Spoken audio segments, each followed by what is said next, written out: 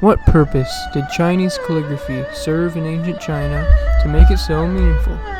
What significance did the board game Cited have with the ancient Egyptians' religion and rituals? Why did China see calligraphy as one of the highest forms of art in the ancient world? How did the calligraphy creations by Wang Zhai, who is considered China's greatest calligrapher, become so meaningful to the Chinese culture? In China, how did calligraphy allow people to understand the artist's character? To understand the value of calligraphy, one must understand the fundamentals of it.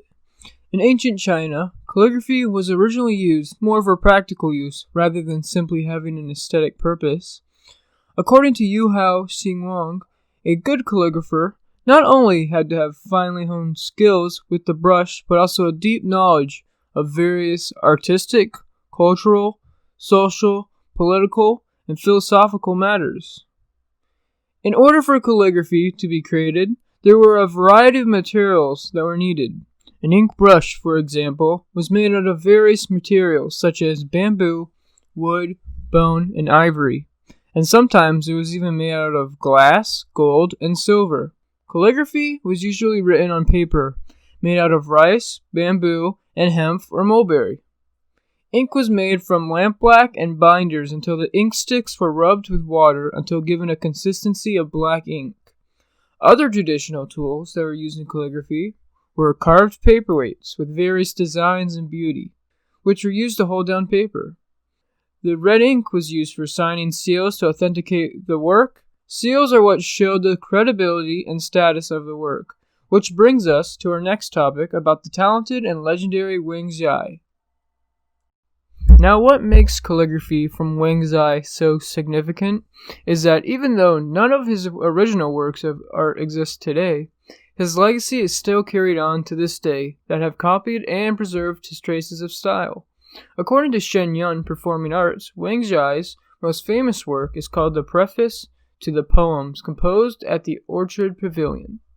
It was a collection of poems that was written by numerous poets who gathered at the Orchard Pavilion.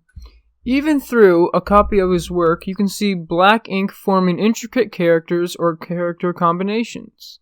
The strokes are all written in a specific stroke order, the red seals are all around the calligraphy, and there's an ordered hierarchy for importance. Calligraphy is not only just a work of art, but objects that show the creator's moral worth, temperament, and knowledge that they have of their retrospective time period. Another instance where an artwork can reveal one's character is the ancient Egyptian board game called Cited. The game consisted of 30 squares and throwing sticks to determine movement. It contained hieroglyphics on the last 5 squares: good, water, 3, 2, and 1, which all indicate a certain purpose for progression or delayed progress by sending players back to a previous row. Out of all the Egyptian games, the Cited was the most abundant one in religion and ritual. There are many visual representations for why the Egyptians played Cited. During the first dynasty, it was shown to be played for recreational purposes only. By the 6th dynasty, visual representations of Cited were changed to include the deceased playing the game against a living opponent. This matters because Piccione, an Egyptologist professor, states, "This is significant as the game is being used as a bridge between the deceased and the world of the living." In coffin text for spell 405, which was translated by D.A. Brooke, it states, "Let him sing, let him dance, and let him receive ornaments. Let him play Cited, those who are on earth. It is his voice that is heard, even though he cannot be seen." This shows that Cited was a ritual method for communicating the living with the dead, and played a major role in the afterlife, so much so that it became manufactured deliberately as funerary goods around the 18th dynasty.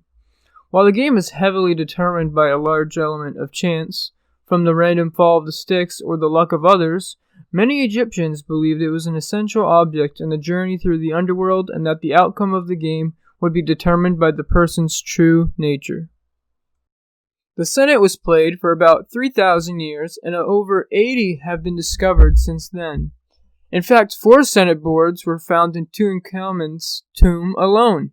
One of the Cited game boards of Tutankhamun can be found in the Egyptian Museum in Cairo, which rests on a stand which depicts animal-shaped legs with golden sledge runners.